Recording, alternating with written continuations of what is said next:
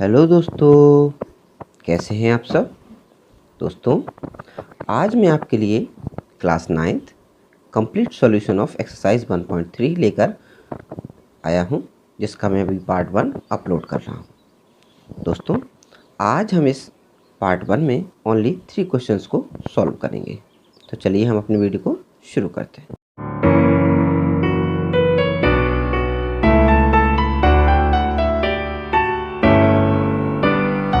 दोस्तों, इस चैप्टर को स्टार्ट करने के लिए हमें कुछ बेसिक सी बातों का पता होना चाहिए।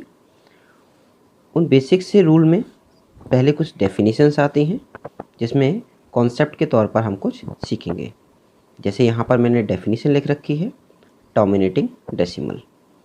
क्या होते हैं ये टर्मिनेटिंग डेसिमल, आइए समझते हैं। और terminating decimal is a decimal that has an and digit. यानी टर्मिनेटिंग डेसिमल एक ऐसा डेसिमल होता है जिसकी एक एंड डिजिट निश्चित होती है। एग्जाम्पल से समझते हैं। आपको यहाँ पे दिख रहा होगा 1.2, यानी किसी नंबर को किसी नंबर से जब डिवाइड किया तो डिवाइड करने पर आया 1.2। बीच में डेसिमल है, इसलिए इसे टर्मिनेटिंग डेसिमल बोलेंगे। एक और एग्जाम्पल लेते हैं। लिखा हुआ है 1.768। यहाँ पर ये डिजिट एंड हो रही है 8 पर, यानी ये भी क्या है, टर्मिनेटिंग डेसिमल है। एक और बड़ा एग्जाम्पल लेते हैं 9.098986, और आपका ये डिवाइड जो है वो 6 पर क्या हो रहा है, एंड हो रहा है। तो देखिए दोस्तों, कितनी इजी थी ना ये टर्मिनेटिंग डेसिमल की डेफिनेशन। यानी शॉर्ट में आप कह सकते हैं कि जब हम कोई डिवाइड परफॉर्म करते हैं और वो डिवाइड जब एक डिजिट पर जाकर एंड हो जाता है, यानी उसका रिमाइंडर 0 हो जाता है, तो उसे टर्मिनेटिंग डेसिमल कहते हैं। अब चलते हैं हम अपनी नेक्स्ट स्लाइड की ओर। नॉन टर्मिनेटिंग डेसिमल कौन होते हैं? Non terminating decimal, a non terminating decimal are the one that does not have an end term. यानी टर्मिनेटिंग डेसिमल में हमने सीखा कि जब हम किसी डिवाइड को परफॉर्म करते हैं और वो किसी डिजिट पर जाकर एंड हो जाता है तो उसे बोलते हैं टर्मिनेटिंग। और जब एंड नहीं होता, डिवाइड लगातार कुछ ना कुछ रिमाइंडर आता रहता है, रिपीट होता रहता है, तो इसे बोलते हैं नॉन टर्मिनेटिंग डेसिमल। एक नॉन टर्मिनेटिंग डेसिमल को ही हम रिकरिंग डेसिमल भी कह सकते हैं या कहते हैं। एग्जाम्पल से समझिए। 9.121212 डैश डैश डैश लिखा है। इसका मतलब ये है कि यहाँ पर 9.12 किसी नंबर का किसी नंबर से डिवाइड करने पर 1212 बार बार रिपीट हो रहा है ना। तो इसे बोलेंगे 9.12 पर बार। यहाँ पर 12 के ऊपर हम क्या लगा देते हैं, एक बार लगा देते हैं। मैंने यहाँ पर दिखाया नहीं है, लेकिन आप इस पर यहाँ पर बार लगाएंगे। आगे के जब हम क्वेश्चन सॉल्व करेंगे तब आपको बार कैसे लगाते हैं ये पता चलेगा। आगे देखते हैं।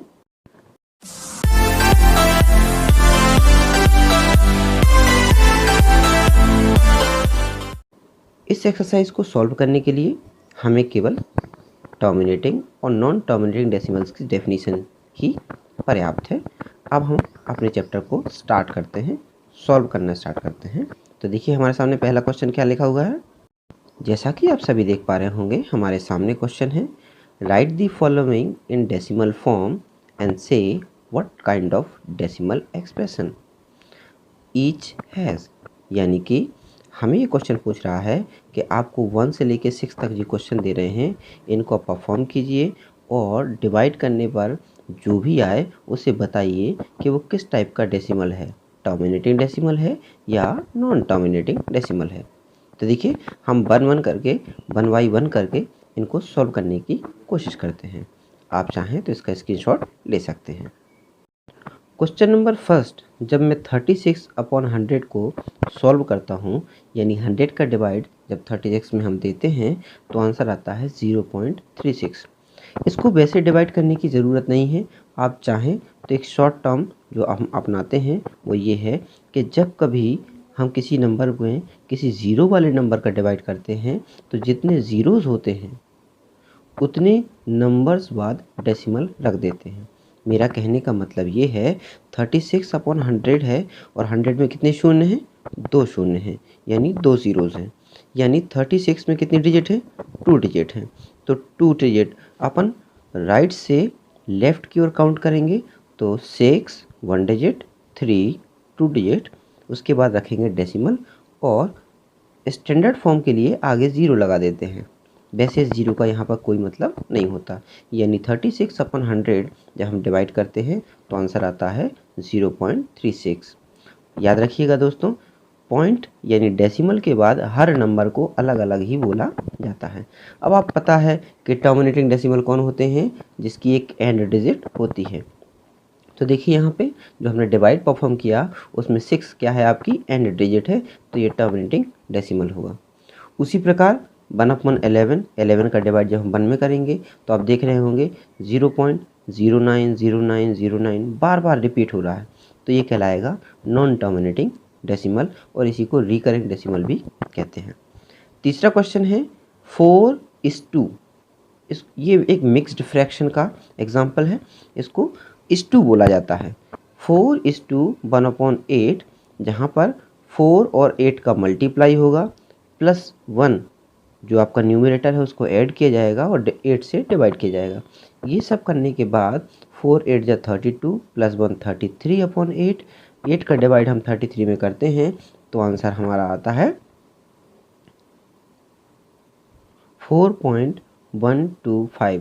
माफ़ कीजिए दोस्तों, यहाँ पर स्लैश लग गया है।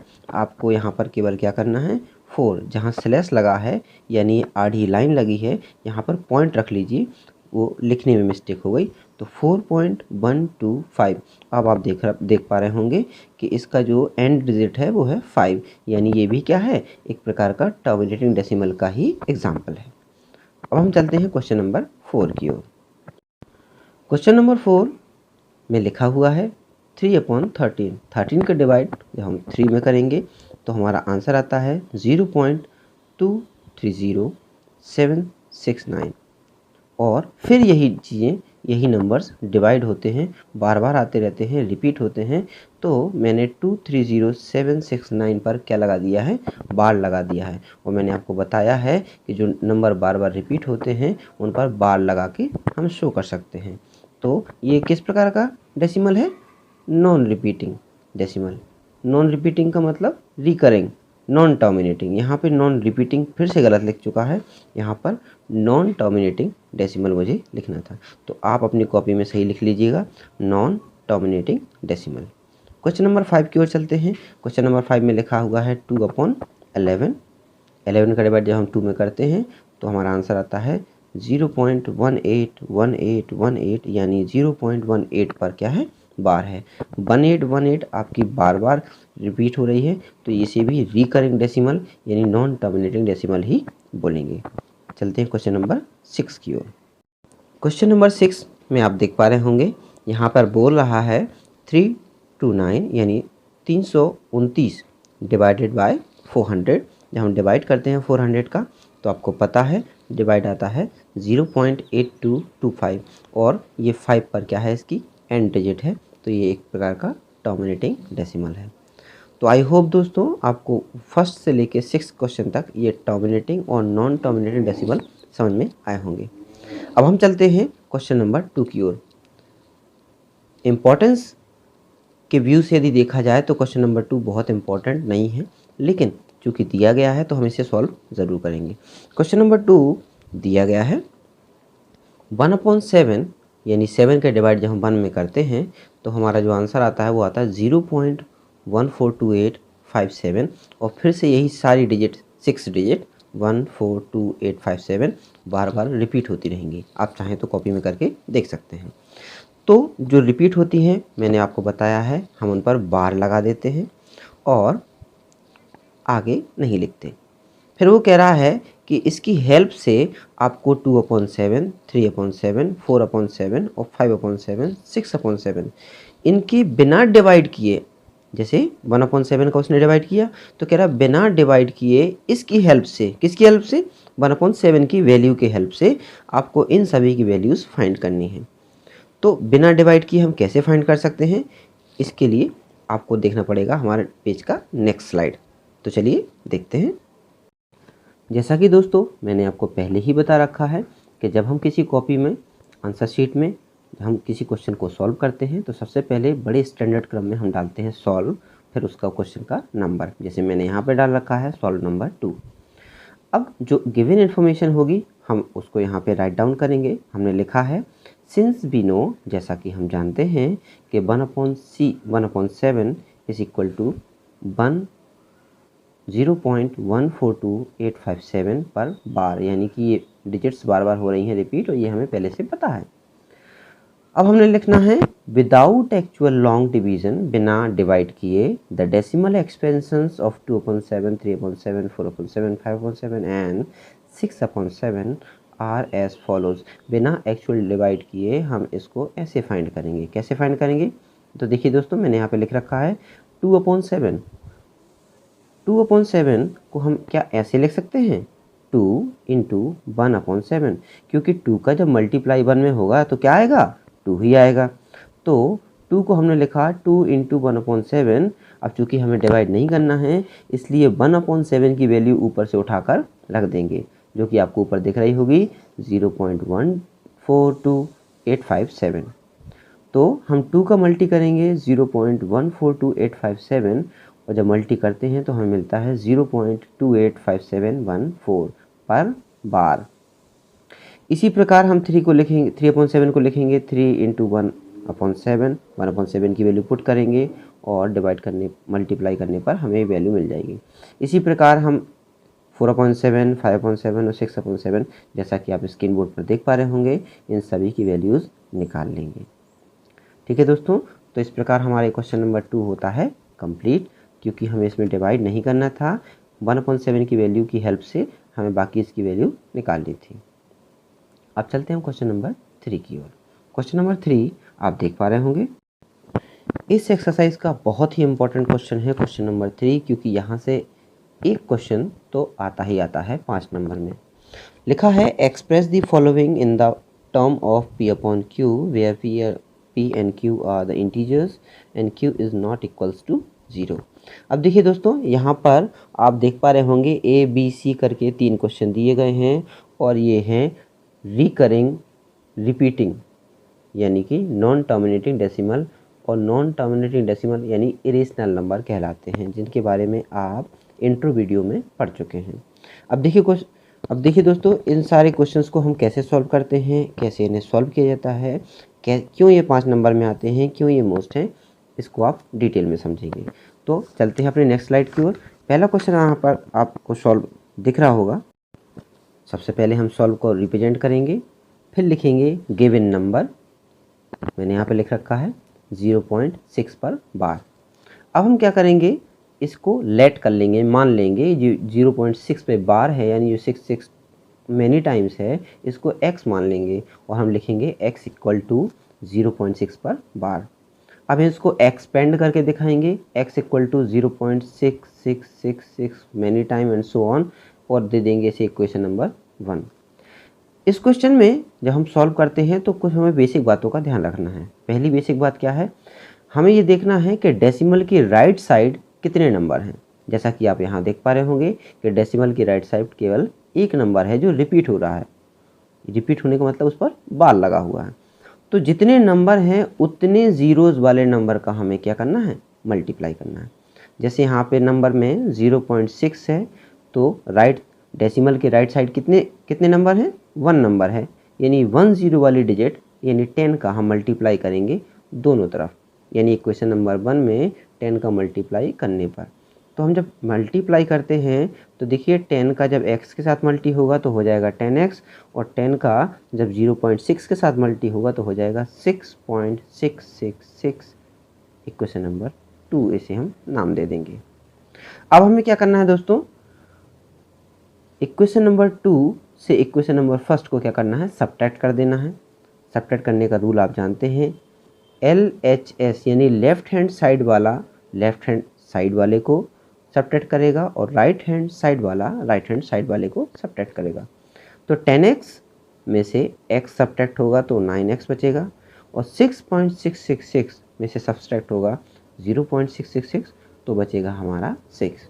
अब आप जानते हैं यदि हमें x की वैल्यू फाइंड करनी है तो 6 जाएगा डिवाइड में, क्योंकि किसी भी चीज़ की मल्टीप्लाई वाली नंबर दूसरी तरफ यदि हम उसको ट्रांसफ़र करते हैं तो वो डिवाइड में जाता है।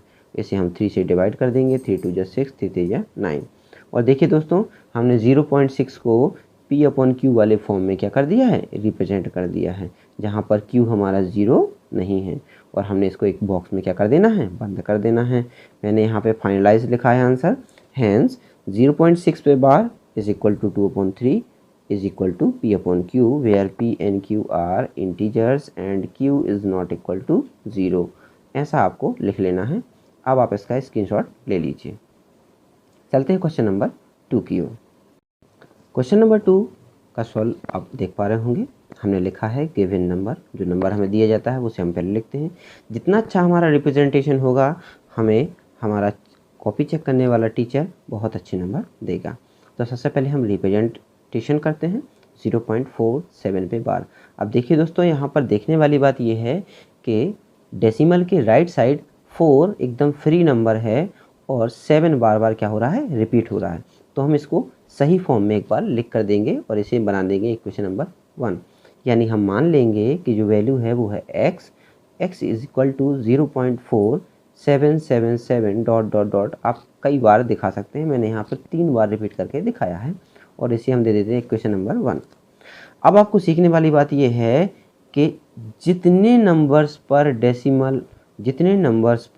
डेसिमल के राइट साइड बार लगा हो, केवल उतने नंबर्स का आपको जीरोज़ वाले डिजिट का मल्टीप्लाई करना है। यानी 0.47 केवल 7 पे बार लगा हुआ है, तो हम एक ही डिजिट पे बार लगा हुआ है, तो हम एक 0 डिजिट वाली नंबर का मल्टीप्लाई करेंगे। और जब हम मल्टीप्लाई दोनों तरफ करेंगे तो हमें मिलता है 10 का x में करेंगे तो 10x, और 0.4777 पे मल्टीप्लाई करेंगे 10 का तो हो जाएगा 4.777, और हो जाएगा इक्वेशन नंबर 2। अब चूँकि हमारा नियम है कि हमें 0 या डेसिमल के राइट साइड की सारी डिजिट इस तरफ लानी होती हैं, तो अभी हमने लाई कौन सी डिजिट, केवल उस डिजिट को लाए हम उस तरफ जिस पर बार लगा हुआ था। अब हम बार लगी हुई डिजिट और विदाउट बार लगी हुई डिजिट, दोनों डिजिट को इस तरफ लाने का काम करेंगे। अब आपको पता है कि राइट साइड 2 डिजिट हो गई हैं, तो हम 20 वाली डिजिट यानी 100 का क्या करेंगे, दोनों तरफ मल्टीप्लाई करेंगे।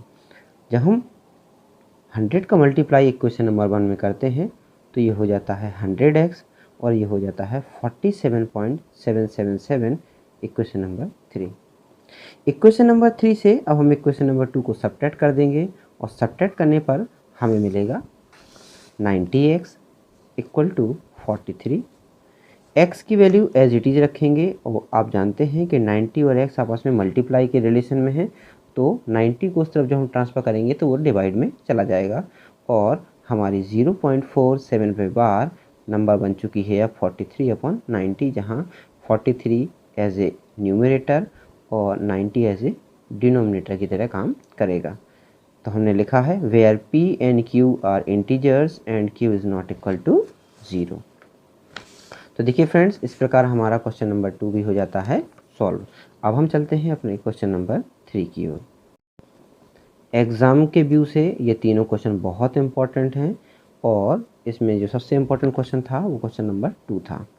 देखिए, हम क्वेश्चन नंबर 3 को भी एज इट इज़ सॉल्व करेंगे। इसे सॉल्व करना थोड़ा सा ज़्यादा आसान है, कारण है ये कि इस पर तीनों डिजिट पर एक साथ बार। तो देखिए फ्रेंड्स, क्वेश्चन नंबर 3 की ओर जब हम चलते हैं तो हम यहाँ देखते हैं कि हमें जो नंबर दिया गया है उसमें लिखा है 0.001, और तीनों पर क्या लगा हुआ है, बार लगा हुआ है। इस टाइप के क्वेश्चन करना सॉल्व बहुत ही आसान होता है, कारण है ये कि हमें तीनों पे बार लगा है, यानी हमें 3 के तीनों डिजिट एक साथ इस तरफ लानी होती हैं। तो हम क्या करेंगे, 3 0 वाली डिजिट यानी 1000 का क्या करेंगे, मल्टीप्लाई करेंगे दोनों तरफ, और हमें मिलेगा 1000x इक्वल टू 0.001 इंटू 1000 का मल्टीप्लाई करेंगे तो बनने मिलेगा हमें 1.001 dash dash dash equation number 2। अब हम इक्वेशन नंबर 2 में से इक्वेशन नंबर 1 को क्या कर देंगे, जैसा हम अभी करते आए हैं, सब्ट्रैक्ट कर देंगे। सब्ट्रैक्ट करने पर मिलेगा हमें 999x इक्वल टू 1। x की वैल्यू एज इट इज रखेंगे, 999 कहाँ चला जाएगा, अपॉन में चला जाएगा, जो हो जाएगा p अपॉन q। इस क्वेश्चन को आप स्क्रीनशॉट ले लीजिए, देख लीजिए, और आप लास्ट में लिखेंगे हैंस 0.001 पे bar equal to 1/999 equal to p upon q, where p and q are integers and q is not equal to 0।